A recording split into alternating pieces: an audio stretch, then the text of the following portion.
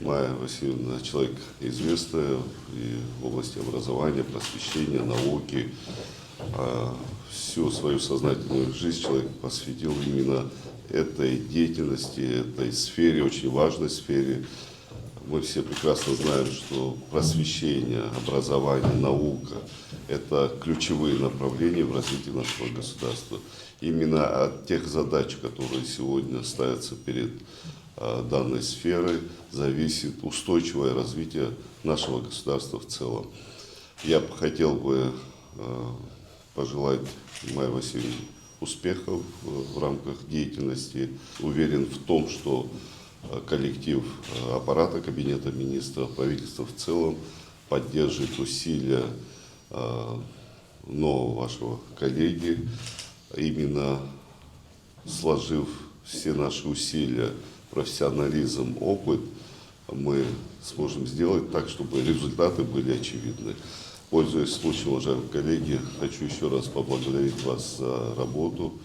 Для меня коллектив аппарата Кабинета министров родной коллектив. Я сам проработал в этом коллективе несколько лет и считаю, что это очень эффективный, сплоченный коллектив, перед которым можно и нужно ставить задачи, которые обязательно будут достигнуты. Еще раз, Майя Васильевна, желаю вам успехов. Благодарю за работу весь коллектив. Уважаемый Владимир Владимирович, благодарю за оценку работы аппарата правительства и в целом Кабинета министров. То доверие, которое вы оказали, приняв решение о назначении Майи Васильевны на должность вице-премьера, я убежден в том, что она оправдает, и мы в целом все вместе, как и прежде, будем содействовать этому, друг другу помогая. Задачи, которые вы сформулированы, они поэтапно выполняются, решаются, и, безусловно, мы продолжим в этом контексте работать дальше. На повестке дня стоят весьма важные вопросы, которые мы занимаемся. Это прежде всего сформулированы в вашем поручении от 27 августа прошлого года и в послании Народному собранию парламенту Республики Абхазия.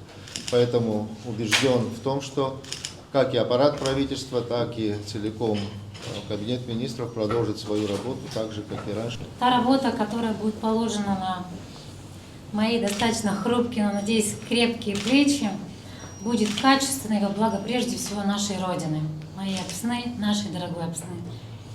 И хочется сказать, что на сегодняшний момент те сферы, которые уже сейчас, в частности в Министерстве просвещения, отработаны, они, конечно, должны давать дальнейшие плоды, структурно и качественно быть отработаны. Еще раз большое спасибо всем. Надеюсь, что наша работа будет качественная, слаженная и четкая.